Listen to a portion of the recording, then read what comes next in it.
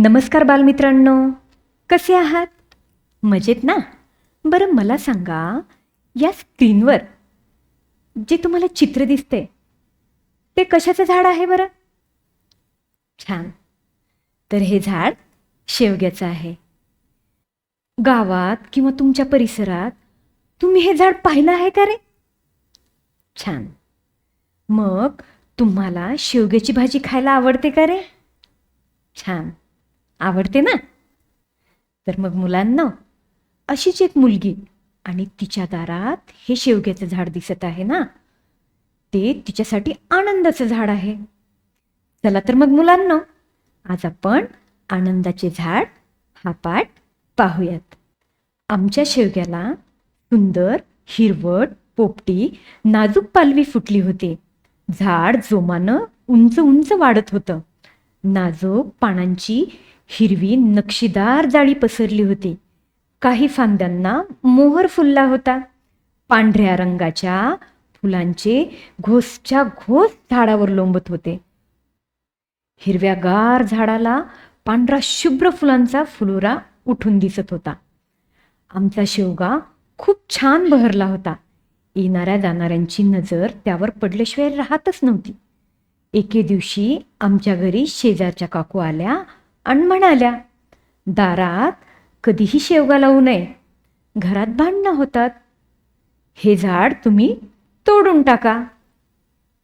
मुलांनो, यातील कठीण शब्दाचे अर्थ आपण समजून घेऊयात. नाजूक इवलीशी, पालवी कोवळी पानं, जोमानं जोरात, मोहर फुलांचा बहर, घोस फुलांचे फळांचे गुच्छ, लोंबत म्हणजे लटकणे, फुलोरा झाडाला आलेल्या खूप फुलांमुळे तयार झालेला फुलांचा गुच्छ. बरं का मुलांनो, आता आपण पाठातील पुढील परिच्छेदाचे वाचन करूयात. इतकं सुंदर झाड आणि तोडून टाका. मला जरा त्या काकूंचा रागच आला. मी काही म्हणण्याच्या आतच आई म्हणाली, झाडं ती सगळी सारखीच.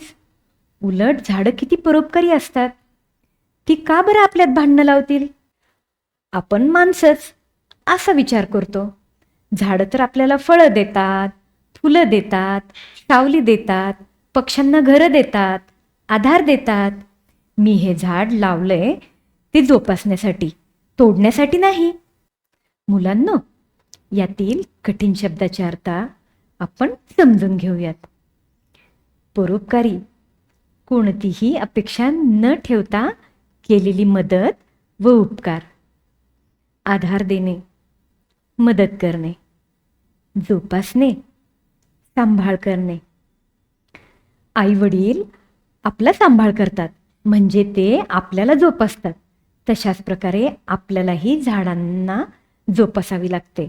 आता आपण पुढील भागाचे वाचन करूयात. काकू म्हणाल्या, अहो, लोक शेंगा तोडून नेतील तेव्हा नाही का भांडणार तुम्ही?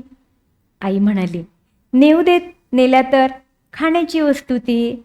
झाडांना त्या शेंगा फक्त आमच्यासाठीच नाही लागल्या. झाडाला शेंगा असेपर्यंत लोकांचं लक्ष झाडाकडे जाणारच. हिरव्यागार पसरलेल्या फांद्यावर रंगीबेरंगी पक्ष्यांचा अखंड मेळा भरत होता. आमचा शेवगा म्हणजे माझ्यासाठी निसर्गाचा अनमोल ठेवा.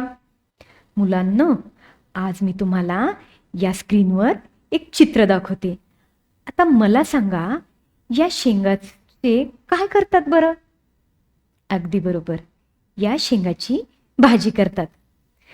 तुमची आई या शेवग्याच्या शेंगाची भाजी करते, हो की नाही? शेवगा व शेवग्याच्या शेंगा या आयुर्वेदिक वनस्पती म्हणून देखील वापरल्या जातात. शेवग्याच्या पानांची भाजी करतात, बरं का मुलांनो? यावर जेव्हा काकू आईला म्हणाल्या, हे झाड तोडा, तेव्हा काकूंना आई म्हणाली, या शेंगा सर्वांसाठी आहेत. तेव्हा मुलीला आईकडून परोपकार शिकायला मिळाला, हो की नाही? झाड आपल्याला परोपकार करायला शिकवते.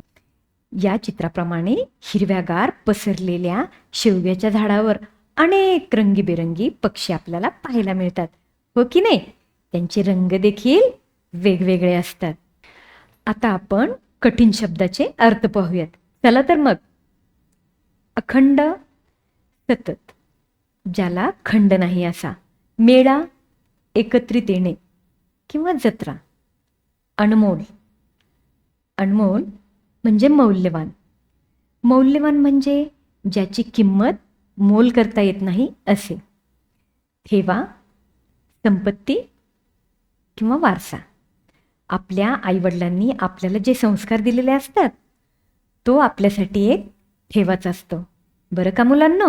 आता आपण पाठातील पुढील परिच्छेदाचे वाचन करूयात. या शेवग्यामुळे मला विविध पक्ष्यांची अगदी जवळून ओळख झाली. त्या पक्ष्यांचे विविध आकार, देखणे, मोहक रंग, लयदार लकबी, गोड आवाज, त्यांच्या मजेदार हालचाली, त्यांची दिनश्चर्या इत्यादी कळली. आमच्या शेवग्याच्या पांढऱ्या शुभ्र फुलांच्या घोसावर रुंजी घालत गुंजारव करणाऱ्या जांभळट काळ्या टपोऱ्या भुंग्यांची व माझी भेट झाली. फुलांमधला मध पिऊन फुलाभोवती नाचणाऱ्या मधमाशा मी पाहिल्या शेवग्यामुळेच. अलगद हवेत तरंगत तरंगत येवल्या येवल्या चपळ फुलचुक्यांची झुंबड मला दिसली. मधानं गच्च भरलेल्या फुलातून हवेत अलगद मध चोखण्याची कला पाहावी ती फुलचुक्यांची. इटुकला बोटभर फुलचुक्या असतो मात्र कसरतपटू. आता आपण कठीण शब्दाचे अर्थ पाहूयात. चला तर मग. रुंजी घालणे, भोवती फिरणे. गुंजारव, भुंग्याचा आवाज दर्शक शब्द. टपोऱ्या, आकाराने मोठे. अलगद, हळूवार. येवल्या, छोट्या. तरंगणे, हवेत उडणे. झुंबड, गर्दी.